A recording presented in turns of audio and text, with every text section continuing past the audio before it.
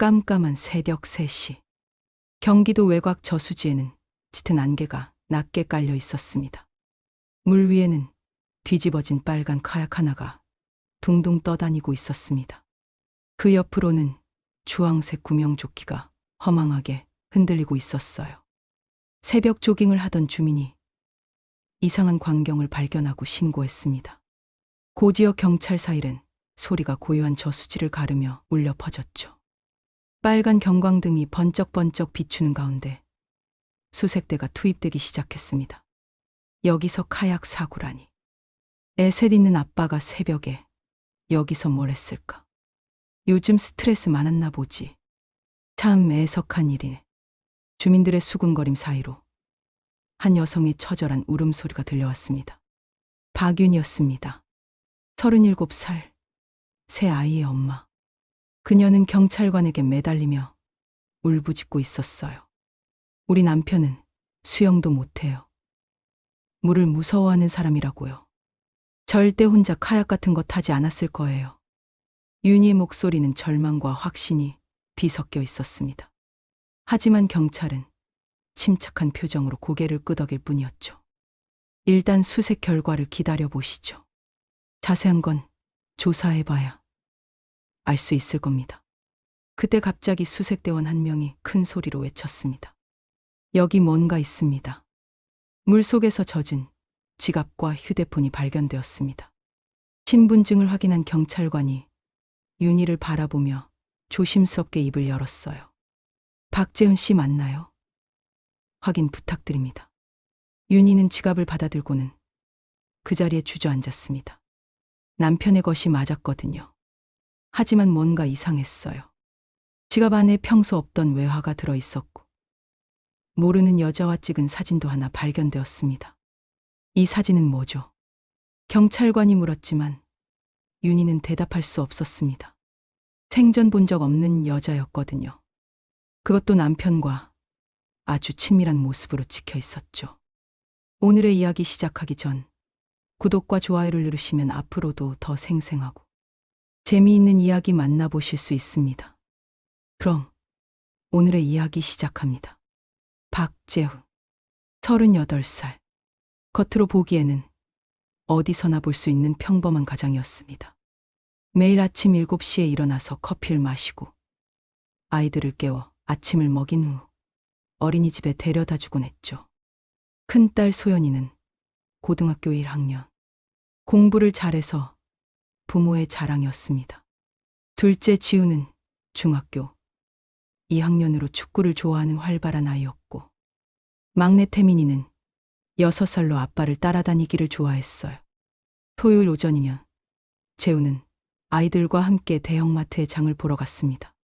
카트를 밀며 아이들이 좋아하는 과자를 골라주고 윤희가 써준 장보기 목록을 하나씩 확인하며 물건을 담았죠. 아빠, 이 쿠키 사주세요. 태민이가 조르면 재우는 웃으며 카트에 넣어주곤 했습니다. 주변 사람들이 보기에도 정말 다정한 아버지였어요. 재훈 씨는 정말 가정적이네요. 요즘 남자들 중에 저렇게 아이들 돌보는 사람 드문데. 아파트 단지 주민들은 늘 재훈을 칭찬했습니다. 윤희도 그런 말을 들을 때마다 뿌듯해했죠. 하지만 무엇인가 이상한 조짐들이 있었습니다. 몇 달 전부터 재훈의 행동에 미묘한 변화가 생겼거든요.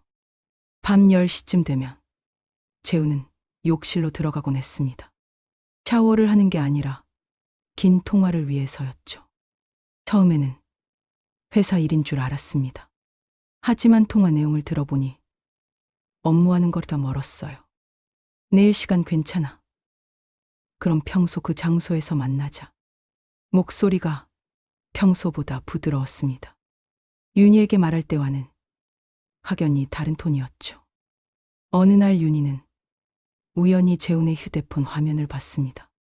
메시지 알림이 와 있었는데 발신자 이름이 이상했어요. 소피아.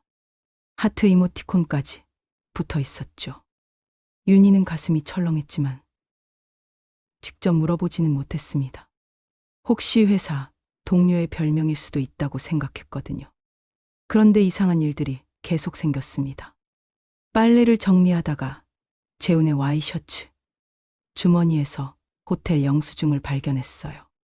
그것도 영문으로 된 고급 호텔 영수증이었습니다. 여보, 이거 뭐예요? 윤희가 조심스럽게 물었습니다. 아, 그거. 회사에서 외국 바이어 접대할 때 갔던 곳이야. 영수증 정리 못했나 보네. 재훈은 태연하게 대답했지만 윤희의 의심은 더욱 커졌습니다. 재훈의 회사는 작은 무역회사였고 그렇게 큰 접대를 할 정도의 규모가 아니었거든요. 며칠 후 윤희는 재훈의 지갑에서 또 다른 이상한 걸 발견했습니다. 달러와 유로가 섞여 있었어요. 꽤 많은 금액이었죠. 왜 이렇게 외화가 많아요? 요즘 환율이 좋아서 미리 바꿔놨어. 해외 출장 갈 때 쓰려고. 재훈의 대답은 늘 그럴듯했습니다. 하지만 윤희는 뭔가 석연치 않다는 느낌을 지울 수 없었어요. 그러던 어느 저녁, 재훈이 노트북을 열어놓고 잠깐 화장실에 간 사이였습니다.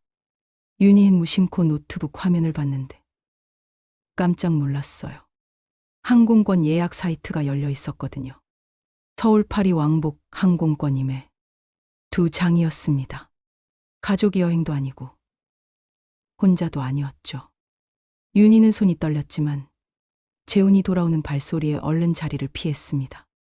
그날 밤 윤희는 잠들지 못하고 뒤척였습니다. 남편의 행동들을 하나하나 되짚어보니 의심스러운 부분들이 너무 많았어요. 하지만 확실한 증거는 없었습니다. 며칠 후 재훈은 평소와 다름없이 아이들과 놀아주며 저녁을 먹었습니다. 태민이가 아빠에게 매달려 장난치고 지우가 축구 이야기를 하며 신나게 떠들었죠. 아빠, 내일 축구 경기 보러 올 거죠? 당연하지. 우리 지우 경기 빠뜨릴 수 없지. 재훈은 환하게 웃으며 대답했습니다. 하지만 윤희는 그 웃음이 진짜인지 의심스러웠어요. 그날 밤도 재훈은 욕실로 들어가 긴 통화를 했습니다. 윤희는 문 앞에서 귀를 기울였지만 물소리 때문에 내용을 제대로 들을 수 없었어요. 다음 날 아침, 재훈은 일찍 출근한다며 서둘러 집을 나갔습니다. 평소보다 1시간 빨랐죠. 윤희는 이상하다 생각했지만 그냥 넘어갔습니다. 하지만 그날 오후, 윤희는 결정적인 증거를 발견하게 됩니다. 재훈의 노트북 바탕화면이 바뀌어 있었거든요. 가족 사진 대신 낯선 외국인 여성과 나란히 찍은 사진이 떠 있었어요. 금발에 파란 눈을 한 여성이었습니다. 재훈과 아주 친밀한 모습으로 찍혀 있었죠. 둘이 함께 여행을 간 모습 같았어요. 윤희는 그 순간 모든 것이 확실해졌습니다. 남편이 바람을 피우고 있다는 것을. 그것도 외국인과 말이죠. 하지만 아이들을 생각하면 어떻게 해야 할지 막막했습니다. 큰딸 소연이는 대학 입시를 앞두고 있었고 다른 아이들도 아직 어렸어요. 이혼이라는 건 생각하고 싶지 않았습니다. 윤희는 며칠 동안 고민했습니다. 남편과 직접 대화를 해볼까 생각도 했지만 용기가 나지 않았어요. 혹시 자신의 착각일 수도 있다는 기망도 있었고요. 그런데 바로 그 주말 모든 것이 걷잡을 수 없이 꼬이기 시작했습니다. 토요일 새벽 4시 재훈은 조용히 잠자리에서 일어났습니다. 윤희와 아이들은 모두 깊은 잠에 빠져 있었죠. 재훈은 미리 준비해둔 가방을 들고 현관문을 조심스럽게 열었습니다. 밖은 쌀쌀했지만 재훈의 얼굴에는 묘한 흥분이 돌고 있었어요. 휴대폰을 꺼내 메시지를 확인했습니다. 저수지 입구에서 기다리고 있을게. 준비 다 됐어? 소피아에게서 온 메시지였습니다. 재훈은 빠르게 답장을 보냈어요. 지금 가고 있어. 곧 만나자. 재훈은 차를 몰고 경기도 외곽의 저수지로 향했습니다. 도로는 한산했고 가로등만 외롭게 빛나고 있었죠. 저수지 입구에 도착하자 익숙한 실루엣이 보였습니다. 소피아였어요. 금발 머리가 가로등 불빛에 반짝였습니다. 늦었네? 소피아가 영어로 말했습니다. 미안해. 가족들이 잠들 때까지 기다려야 했거든. 재훈도 영어로 대답했어요. 두 사람은 서로를 바라보며 미소 지었습니다. 정말로 이렇게 하는 거야? 가족들한테는 뭐라고 할 거야? 소피아가 물었습니다. 사고사로 위장할 거야. 카약을 저기 뒤집어 놓고 내 신분증이랑 휴대폰을 물에 빠뜨려 놓으면 돼. 그럼 모든 사람들이 얘가 익사했다고 생각할 거야. 재훈의 목소리는 차갑고 계산적이었습니다. 10여년을 함께 산 아내와 새 아이에 대한 미안함은 전혀 없어 보였어요. 그럼 우리는 언제 떠날 수 있어? 일주일 정도 후에. 수사가 마무리되고 분위기가 잠잠해지면 파리로 가자. 거기서 새로 시작하는 거야. 두 사람은 미리 준비해둔 카약을 물에 띄웠습니다. 재훈은 구명조끼와 지갑, 휴대폰을 물에 던져 넣었어요. 그리고는 카약을 뒤집어서 둥둥 떠다니게 만들었습니다. 완벽해. 이제 진짜 자유로워질 수 있겠군. 재훈이 만족스러운 표정으로 말했습니다. 그런데 정말 괜찮을까? 경찰이 수상하게 생각하지 않을까? 소피아가 걱정스럽게 물었어요. 걱정 마. 나는 수영을 못한다고 알려져 있어. 게다가 요즘 스트레스를 많이 받는다는 것도 주변 사람들이 다 알고 있고. 완벽한 사고사야. 재훈은 자신만만했습니다. 하지만 그들은 한 가지 놓친 것이 있었어요. 바로 저수지 입구의 CCTV였습니다. 한편 그 시각, 집에서는 윤희가 잠에서 깼습니다. 옆자리가 비어 있다는 걸 느꼈지만 화장실에 간 줄 알았어요. 하지만 시간이 너무 오래 흘렀습니다. 여보, 윤희가 조심스럽게 불렀지만 대답이 없었습니다.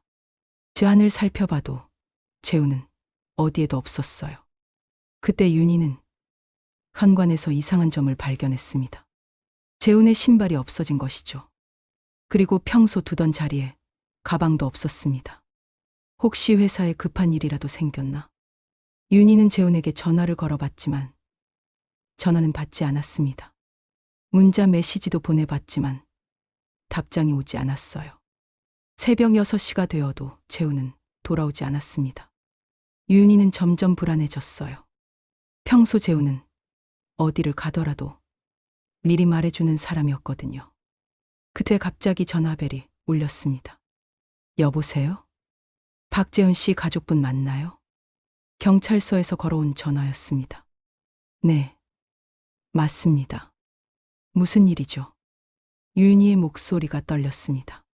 저수지에서 카약 사고가 있었는데 실종자가 박재훈 씨로 추정됩니다. 바로 오실 수 있나요? 윤희는 그 말을 듣는 순간 온몸이 얼어붙었습니다. 무슨 일인지 도저히 이해할 수 없었어요. 카약 사고라뇨. 우리 남편은 카약 같은 거 안 타요. 수영도 못하는 사람인데. 일단 현장으로 오셔서 확인해 주시기 바랍니다. 윤희는 급하게 옷을 갈아입고 저수지로 향했습니다. 아이들은 아직 잠들어 있었기 때문에 이웃에게 부탁하고 나왔어요.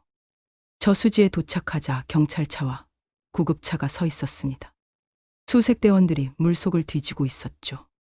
여기서 발견된 지갑입니다. 박재훈 씨 것이 맞나요? 경찰관이 젖은 지갑을 보여줬습니다. 윤희는 한눈에 알아볼 수 있었어요. 남편의 지갑이 맞았습니다. 맞아요. 이게 우리 남편 지갑이에요. 하지만 지갑 안에는 이상한 것들이 들어 있었습니다. 평소 없던 외화와 모르는 여자와 찍은 사진이 들어 있었어요. 이 사진 속 여성은 누구신지 아시나요? 경찰관이 물었습니다. 모르겠어요. 처음 보는 사람이에요. 윤희는 당황한 채로 대답했습니다. 남편이 다른 여자와 친밀한 사진을 찍은 것도 충격이었지만 그보다는 남편의 안전이 더 걱정되었어요. 계속 수색하고 있습니다만 워낙 물이 깊어서 시간이 좀 걸릴 것 같습니다. 제발 우리 남편을 찾아주세요. 애들 아빠인데. 윤희는 울음을 터뜨렸습니다. 수색은 이틀간 계속되었지만 재훈의 시신은 발견되지 않았습니다. 경찰은 물살에 휩쓸려 하류로 떠내려갔을 가능성이 크다고 설명했어요. 일단 실종 신고로 접수하고 계속 수색하겠습니다. 하지만 유이는 뭔가 이상하다는 느낌을 지울 수 없었습니다. 남편이 새벽에 혼자 카약을 타러 갔다는 것부터가 이해되지 않았어요. 그런데 며칠 후 결정적인 증거가 나타났습니다. 저수지 입구의 폐쇄회로 텔레비전 영상이었어요. 월요일 오후 경찰서에서 윤희에게 연락이 왔습니다. 폐쇄회로 텔레비전 영상을 확인해봤는데 한번 보러 오실 수 있을까요? 윤희는 급하게 경찰서로 향했습니다. 수사관은 컴퓨터 화면을 보여주며 설명하기 시작했어요. 토요일 새벽 4시경 영상입니다. 여기 보시면 화면에는 재훈의 차가 저수지 입구에 도착하는 모습이 찍혀 있었습니다. 하지만 놀라운 것은 재훈이 혼자가 아니었다는 거예요. 이 여성분이 누구신지 아시나요? 금발의 외국인 여성이 재훈과 함께 있었습니다. 두 사람은 아주 친밀한 모습이었어요. 윤희는 그 순간 모든 것을 깨달았습니다. 지갑에서 발견한 사진 속 여성과 같은 사람이었거든요. 그럼 이 여자가 우리 남편과 윤희는 말을 잇지 못했습니다. 충격이 너무 컸어요. 계속 보시겠습니까? 영상을 계속 보니 두 사람이 카약을 물에 띄우고 뭔가 물건들을 물에 던지는 모습이 보였습니다. 그리고는 함께 차를 타고 사라졌어요. 이게 무슨 뜻이죠? 우리 남편이 살아있다는 거예요. 윤희의 목소리가 떨렸습니다. 그럴 가능성이 높습니다. 사고사가 아니라 계획적인 실종으로 보이네요. 수사관의 말에 윤희는 무너져 내릴 뻔했습니다. 남편이 죽었다는 슬픔보다 자신과 아이들을 버리고 다른 여자와 도망갔다는 현실이 더 충격적이었어요. 그럼 이제 어떻게 되는 거죠? 일단 실종자에서 수배자로 전환하고 국제 수사를 의뢰하겠습니다. 아마 해외로 도피했을 가능성이 크거든요. 윤희는 집으로 돌아가는 길에 온갖 생각이 머릿속을 스쳤습니다. 재훈과의 추억들, 아이들과의 행복했던 시간들, 모든 게 거짓이었다는 게 믿어지지 않았어요. 집에 도착하자 아이들이 달려나왔습니다. 엄마, 아빠는 언제 와? 태민이가 물었습니다. 아빠는. 윤희는 아이들에게 뭐라고 말해야 할지 모르겠었어요. 아직은 진실을 말하기에는 너무 어린 것 같았거든요. 아빠는 일이 생겨서 좀 늦을 것 같아. 일단 그렇게 둘러댔습니다. 그날 밤 윤희는 재훈의 물건들을 뒤져봤습니다. 뭔가 단서가 더 있을 것 같았거든요. 옷장 깊숙한 곳에서 숨겨놓은 서류들을 발견했습니다. 은행 통장이었는데 윤희가 모르는 계좌였어요. 잔고를 보니 상당한 금액이 들어 있었습니다. 이 돈은 어디서 난 거지? 통장 내역을 보니 최근 몇 달 동안 꾸준히 돈이 인출되고 있었어요. 아마 소피아와의 만남에 쓴 돈인 것 같았습니다. 그리고 서류 사이에서 여행사 팸플릿도 발견했습니다. 파리 여행 상품 안내서였어요. 재훈이 미리 계획을 세우고 있었다는 증거였죠. 윤희는 분노가 치밀어 올랐습니다. 자신과 아이들을 속이면서 다른 여자와 미래를 계획하고 있었다는 게 너무 화가 났어요. 다음 날 윤희는 재훈의 회사에 가봤습니다. 동료들에게 무엇인가 들을 수 있을 것 같았거든요. 재훈 씨 소식 들었어요. 정말 믿을 수가 없네요. 동료 김 과장이 말했습니다. 혹시 최근에 이상한 점은 없었나요? 글쎄요. 며칠 전에 갑자기 휴가를 신청하긴 했어요. 가족 여행 간다고 했는데. 가족 여행이요? 윤희는 깜짝 놀랐습니다. 가족 여행 계획 같은 건 들은 적이 없었거든요. 네. 파리로 간다고 했어요. 아, 그리고 요즘 외국인 여자친구가 자주 회사 근처에서 기다리고 있었어요. 외국인 여자친구요? 네. 금발의 키 큰 외국인이었어요. 재훈 씨가 친척이라고 했는데 혹시 아시는 분 아닌가요? 윤희는 더 이상 들을 수가 없었습니다. 남편이 회사 동료들에게까지 거짓말을 했다는 게 너무 충격적이었어요. 혹시 그 여자분과 언제부터 알고 지냈는지 아세요? 한두 달 정도 된 것 같아요. 처음에는 가끔 보이더니 최근에는 거의 매일 나타났거든요. 윤희의 마음은 더욱 무너져 내렸습니다. 2달 동안이나 자신을 속이고 있었다는 뜻이었으니까요. 그런데 재훈 씨가 정말 사고를 당한 거예요. 뉴스에서는 아니에요. 살아 있어요. 그 여자와 함께 도망간 거예요. 윤희가 힘겹게 말했습니다. 동료들은 모두 충격에 빠졌습니다. 그들이 알던 재훈은 가정적이고 성실한 사람이었거든요. 그날 오후 윤희는 아이들을 어린이집과 학교에서 데려온 후 거실에 모였습니다. 더 이상 숨길 수는 없었어요. 애들아, 엄마가 할 말이 있어. 큰딸 소연이가 이상한 기운을 느꼈는지 물었습니다. 엄마, 아빠한테 무슨 일 생긴 거예요? 뉴스에서 사고 났다고 하던데. 아빠는 우리를 떠났어. 윤희는 최대한 조심스럽게 말했습니다. 떠났다는 게 무슨 뜻이에요? 지우가 물었습니다. 아빠가 다른 여자와 함께 외국으로 갔어. 그리고 우리에게 돌아올 생각이 없는 것 같아. 아이들은 처음에는 무슨 말인지 이해하지 못했습니다. 하지만 점차 상황을 알아차리기 시작했어요. 소연이가 먼저 울음을 터뜨렸습니다. 그럼 아빠가 우리를 버린 거예요. 아빠는 잘못된 선택을 한 거야. 우리가 잘못한 게 아니야. 윤희는 아이들을 꼭 안아주며 말했습니다. 태민이는 아직 상황을 완전히 이해하지 못했지만 분위기가 이상하다는 건 알았어요. 아빠 언제 와요? 태민이 아빠 보고 싶어요. 태민이의 말에 모두의 눈물이 더욱 쏟아졌습니다. 그날 밤 아이들이 잠든 후 윤희는 혼자 앉아 생각에 잠겼습니다. 앞으로 어떻게 살아가야 할지 막막했어요. 새 아이를 혼자 키워야 한다는 부담감이 컸습니다. 하지만 포기할 수는 없었습니다. 아이들을 위해서라도 강해져야 했어요. 한 달이 지났지만 재훈에 대한 소식은 전혀 없었습니다.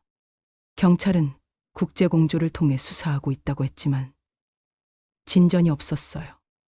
윤희는 참을 수 없어서 직접 사립탐정을 찾아갔습니다. 해외 도피자 추적이 전문인 탐정이 있다고 하던데요. 네, 맞습니다. 저는 국제 수사 경험이 있는 전직 경찰관입니다. 탐정 이충우는 50대 중반의 중년 남성이었습니다. 카리스마 있는 외모에 날카로운 눈빛을 가지고 있었어요. 남편분 사건 얘기 들었습니다.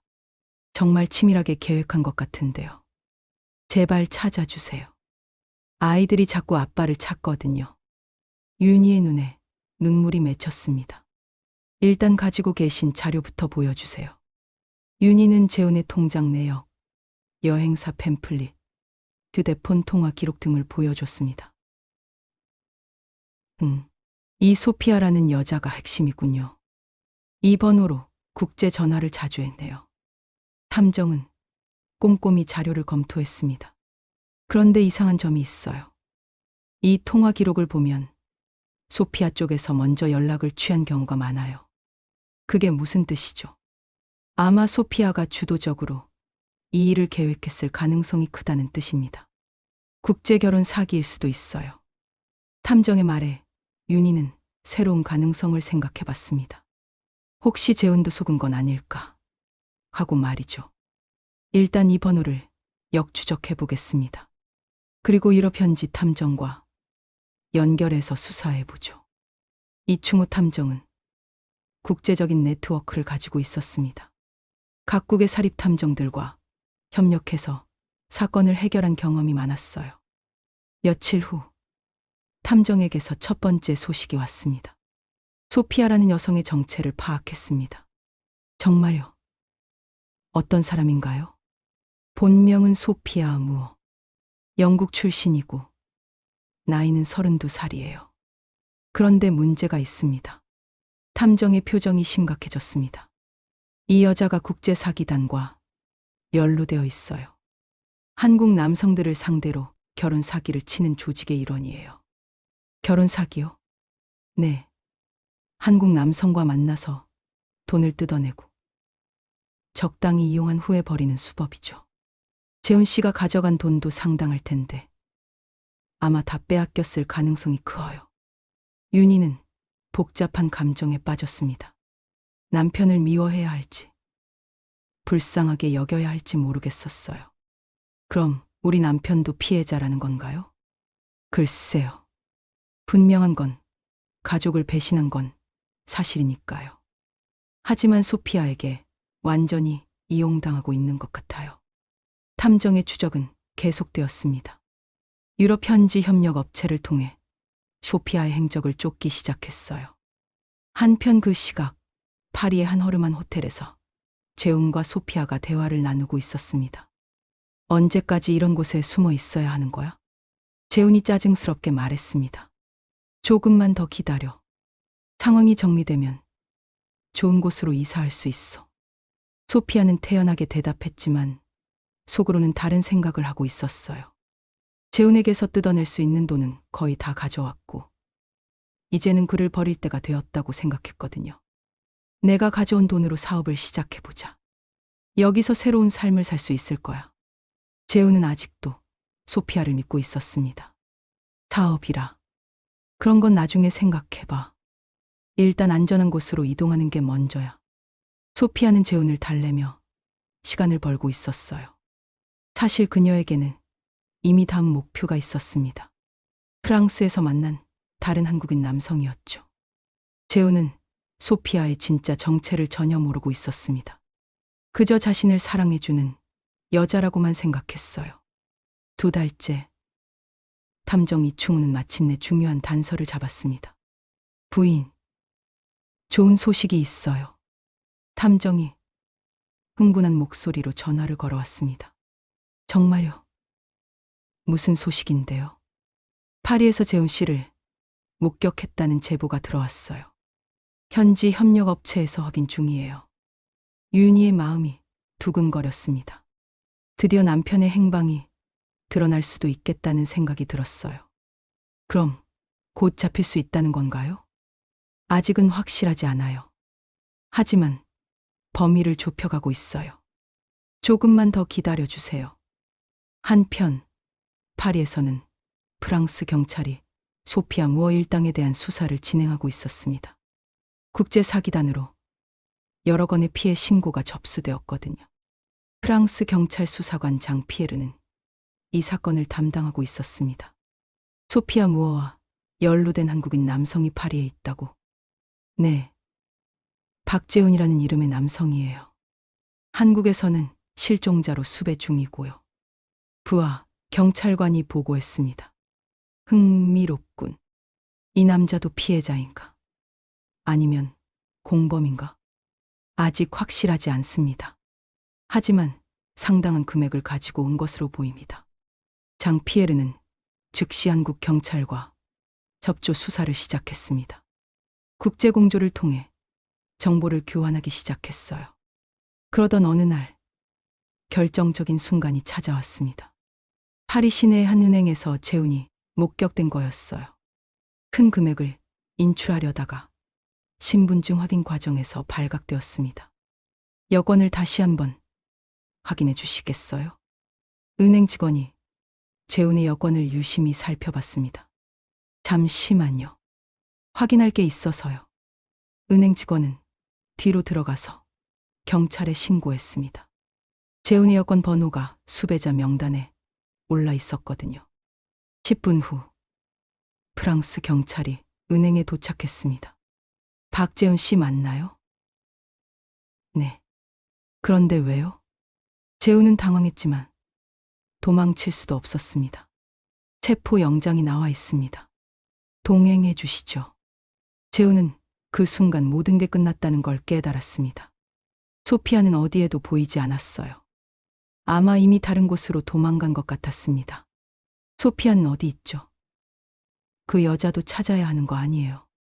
재훈이 경찰에게 물었습니다.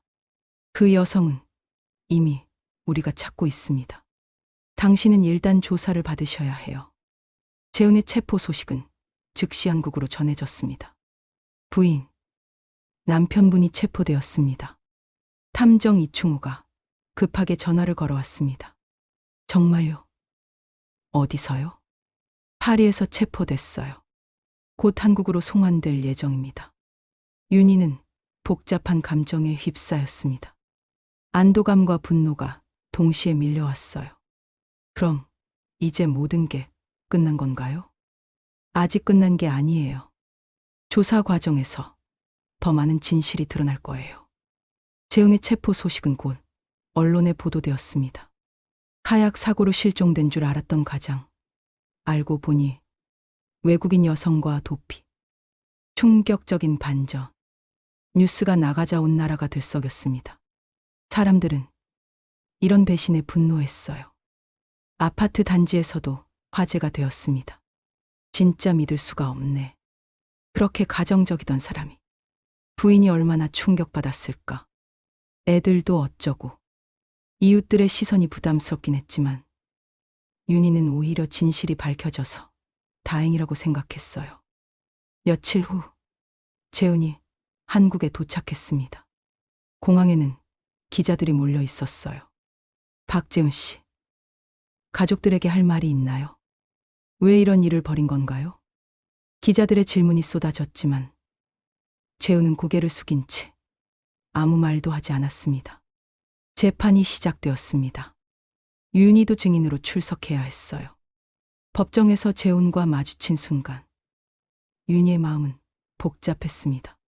한때 사랑했던 사람이었지만 이제는 낯선 사람 같았어요.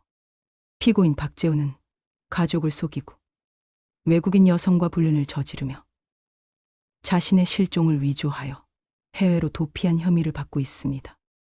검사가 기소장을 읽었습니다. 재훈의 변호사가 변론을 시작했습니다. 피고인은 소피아 무어라는 국제 사기단 일원에게 속은 피해자이기도 합니다. 물론 가족에 대한 배신은 변명할 수 없지만, 하지만 재판부는 엄중한 입장을 보였습니다.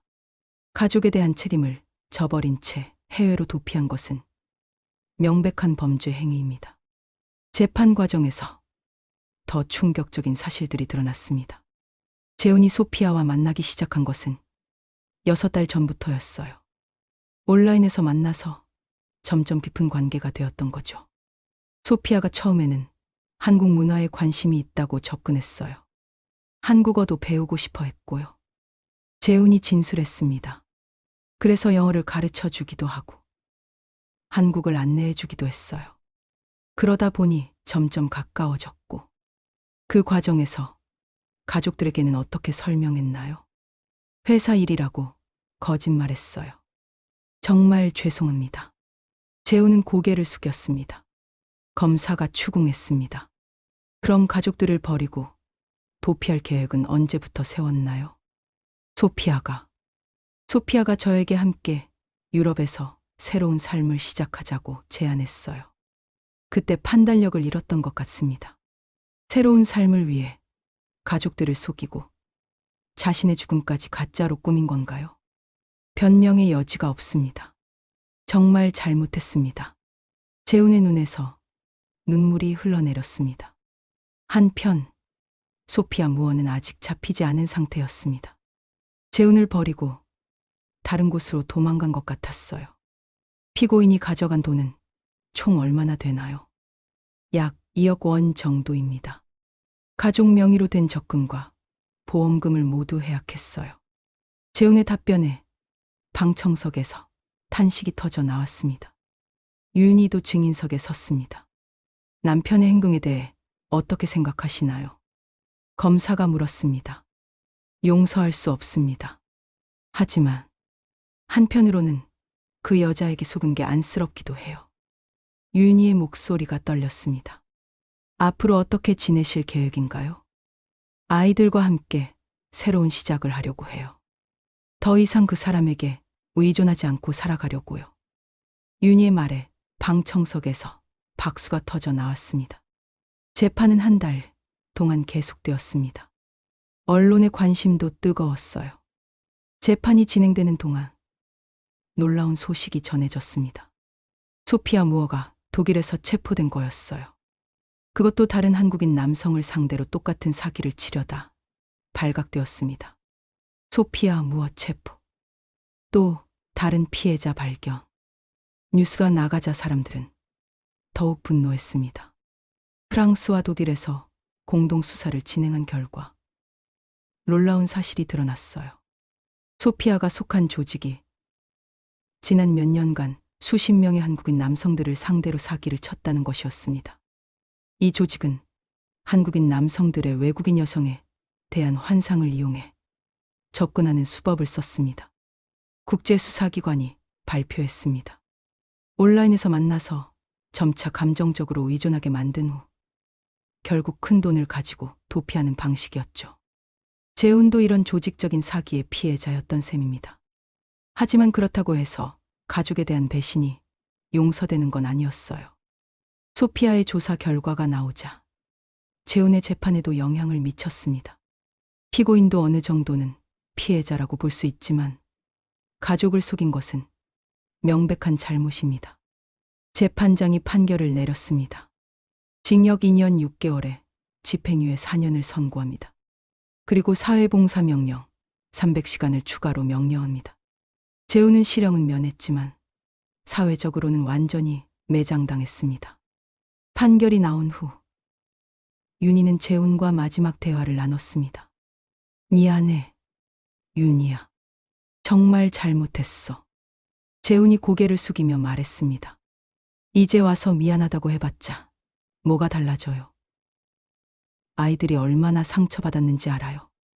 윤희의 목소리는 차갑했습니다. 아이들을 만날 수 있을까? 안 돼요. 아이들이 거부해요. 특히 소연이는 아빠를 완전히 포기했어요. 실제로 큰딸 소연이는 아버지에 대한 실망이 너무 커서 성도 바꾸고 싶다고 할 정도였습니다. 그럼 나는 이제 어떻게 살아야 하지? 재훈이 절망적인 목소리로 물었습니다. 그건 당신이 선택한 길이에요. 우리는 더 이상 당신과 상관없이 살 거예요. 윤희는 단호하게 말하고 자리를 떠났습니다. 그것이 두 사람의 마지막 대화였습니다. 재판이 끝난 후 윤희와 아이들은 새로운 삶을 시작해야 했습니다. 가장 큰 문제는 경제적인 어려움이었어요. 재훈이 가져간 돈 때문에 생활이 팍팍해졌거든요. 엄마, 우리 이사해야 해요. 둘째 지우가 걱정스럽게 물었습니다. 괜찮아. 엄마가 일을 시작할 거야. 윤희는 아이들을 안심시키며 말했습니다. 윤희는 10여 년 만에 다시 일자리를 찾기 시작했습니다. 쉽지 않았지만 포기하지 않았어요. 육아 경험을 살려서 어린이집 보조교사부터 시작해보는 게 어떨까요? 취업 상담사가 제안했습니다. 네, 뭐든지 해보겠어요. 윤희는 적극적으로 임했습니다. 한편 아이들도 각자의 방식으로 상처를 치유해 나가고 있었어요. 큰딸 소연이는 처음에는 아버지에 대한 분노로 힘들어했지만 상담을 받으며 점차 마음을 정리해 갔습니다. 엄마, 저 열심히 공부해서 대학 장학금 받을 거예요. 소연이가 다짐했습니다. 우리 딸 정말 개견하다. 윤희는 소연이를 꼭 안아주었습니다. 둘째 지우는 축구에 더욱 열중하며 스트레스를 풀었어요. 운동을 통해 건강하게 성장하고 있었습니다. 막내 태민이는 아직 어려서 상황을 완전히 이해하진 못했지만 엄마와 형, 누나들이 함께 있으면 괜찮다고 생각하는 것 같았어요. 태민아, 아빠 보고 싶어. 윤희가 조심스럽게 물었습니다. 응, 조금. 근데 엄마가 더 좋아요. 태민이의 순수한 대답에 윤희는 웃음과 눈물이 동시에 나왔습니다. 시간이 흘러 윤희는 어린이집 보조교사로 일을 시작했습니다.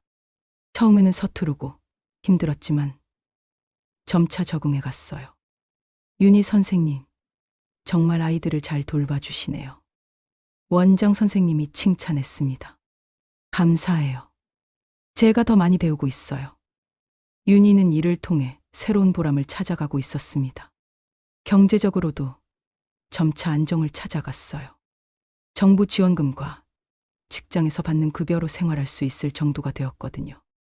엄마, 우리 이제 괜찮은 것 같아요. 소연이가 말했습니다. 응. 우리 모두 열심히 했으니까. 1년이 지났습니다. 윤희 가족은 이제 완전히 새로운 모습이 되어 있었어요. 소연이는 성적도 올랐고, 대학 진학에 대한 구체적인 계획도 세웠습니다. 지우는 축구부 주장이 되었고, 태민이는 어린이집에서 인기 많은 아이가 되었어요. 윤희도 정식 교사 자격증을 취득하기 위해 공부를 시작했습니다. 힘들었지만 보람찬 나날들이었어요. 그런데 어느 날 예상치 못한 일이 벌어졌습니다. 엄마, 문 앞에 아저씨가 와 계세요. 태민이가 뛰어와서 말했습니다. 윤희가 문을 열어보니 재훈이 서 있었습니다. 많이 야위어 보였어요. 윤희야, 잠깐 얘기 좀 할 수 있을까? 재훈의 목소리는 초라했습니다. 들어올 필요 없어요. 여기서 얘기하세요.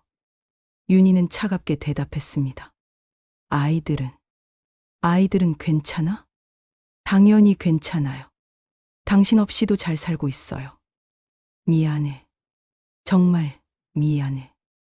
내가 돌아와서 다시 시작할 수 없을까? 재훈이 간절하게 말했습니다. 윤희는 한참 동안 재훈을 바라봤습니다. 한때는 사랑했던 사람이지만 이제는 낯선 사람 같았어요. 안 돼요. 우리는 이미 당신 없는 삶에 적응했어요. 제발 한 번만 기회를 줘. 아이들한테도 사과하고 싶어. 아이들이 당신을 보고 싶어 하지 않아요. 특히 소연이는 당신 얘기만 나와도 화를 내요. 재훈의 얼굴이 절망적으로 변했습니다. 그럼 나는 정말 영원히 가족을 잃은 거야? 그건 당신이 선택한 결과예요. 이제 와서 후회해봤자 소용없어요. 윤희의 목소리는 단호했습니다. 그때 뒤에서 소연이의 목소리가 들렸습니다. 엄마, 누구세요? 소연이가 나타나자 재훈의 눈이 반짝였습니다. 소연아, 아빠야. 하지만 소연이의 반응은 차가웠습니다. 아빠라고 부르지 마세요. 당신은 더 이상 우리 아빠가 아니에요. 소연이는 돌아서서 집 안으로 들어가 버렸습니다. 재훈은 그 자리에서 무너져 내렸습니다. 정말 끝난 거구나. 네, 끝났어요. 이제 우리를 괴롭히지 말고 가세요. 윤희는 문을 닫았습니다. 재훈은 한참 동안 문 앞에 서 있다가 결국 돌아갔어요. 그 후로 재훈은 다시 나타나지 않았습니다. 2년이 더 지났습니다. 윤희는 이제 정식 교사가 되어 있었고 아이들도 모두 건강하게 자라고 있었어요. 소연이는 명문대 사범대학에 합격했습니다. 장학금도 받았어요. 엄마, 합격했어요. 소연이가 뛰어오며 소식을 전했습니다. 정말, 우리 딸 정말 대단하다. 윤희는 소연이를 꼭 안아주었습니다. 엄마 덕분이에요. 엄마가 포기하지 않았으니까 저도 할 수 있었어요. 소연이의 말에 윤희는 눈물이 났습니다. 힘든 시간을 함께 이겨낸 딸이 자랑스러웠어요. 둘째 지우도 중학교에서 우수학생으로 선발되었습니다. 축구 실력도 늘어서 고등학교 스카우트 제의를 받기도 했어요. 엄마, 저 축구 선수 되고 싶어요. 지우가 꿈을 얘기했습니다. 그래, 내가 하고 싶은 일을 해라. 엄마가 응원할게. 막내 태민이도 이제 초등학생이 되어 있었습니다. 밝고 건강하게 자라고 있었어요. 엄마, 저는 태민이가 가장 자랑스러워요. 태민이가 천진난만하게 말했습니다. 왜? 엄마가 우리를 지켜줬으니까요. 태민이의 말에 온 가족이 웃음을 터뜨렸습니다. 윤희도 개인적으로 많은 변화가 있었어요. 교사로서 인정받고 있었고 경제적으로도 안정되었습니다. 무엇보다 자신감을 되찾았어요. 남편 없이도 충분히 가족을 이끌어갈 수 있다는 것을 증명했거든요. 윤희 선생님, 정말 존경스러워요. 어떻게 그런 힘든 상황을 이겨내셨어요? 동료, 교사가 물었습니다. 아이들이 있었으니까 가능했어요. 포기할 수 없었거든요. 윤희는 담담하게 대답했습니다. 어느 날, 윤희는 오랜만에 저수지를 찾아갔습니다. 모든 악몽이 시작된 그곳이었죠. 하지만 이제는 무섭지 않았어요. 오히려 새로운 시작의 상징 같다는 생각이 들었습니다. 그때 만약 진실을 모르고 계속 살았다면 어땠을까? 윤희는 잠깐 그런 생각을 했습니다. 하지만 곧 고개를 저었어요. 진실을 아는 게 맞았습니다. 비록 고통스러웠지만 그 덕분에 더 강한 사람이 될 수 있었으니까요. 3년이 흘렀습니다. 윤희는 이제 완전히 다른 사람이 되어 있었어요. 어린이집 원장으로 승진했고 아이들과 함께 행복한 나날을 보내고 있었습니다. 소연이는 대학교 2학년이 되어 있었고 장래 교사가 되겠다는 꿈을 키워가고 있었어요. 엄마를 보면서 교육의 중요성을 깨달았다고 했습니다. 엄마처럼 아이들을 사랑으로 키우는 교사가 되고 싶어요. 소연이의 말에 윤희는 뿌듯했습니다. 지우는 고등학교에 진학해서 축구부 에이스가 되었어요. 프로팀에서도 관심을 보이고 있었습니다. 엄마, 저 정말 축구 선수 될 수 있을 것 같아요. 지우의 꿈도 점점 현실이 되어가고 있었습니다. 태민이는 초등학교 3학년이 되어 있었어요. 활발하고 명랑한 성격으로 친구들에게 인기가 많았습니다. 엄마, 우리 가족이 세상에서 제일 좋아요. 태민이의 말에 온 가족이 웃었습니다. 어느 날 윤희에게 반가운 소식이 전해졌습니다. 윤희야, 좋은 사람 소개해 줄까?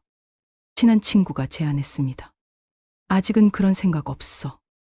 아이들이랑 잘 살고 있는데 뭐. 윤희는 웃으며 대답했습니다. 정말로 새로운 만남에 대한 생각이 없었어요.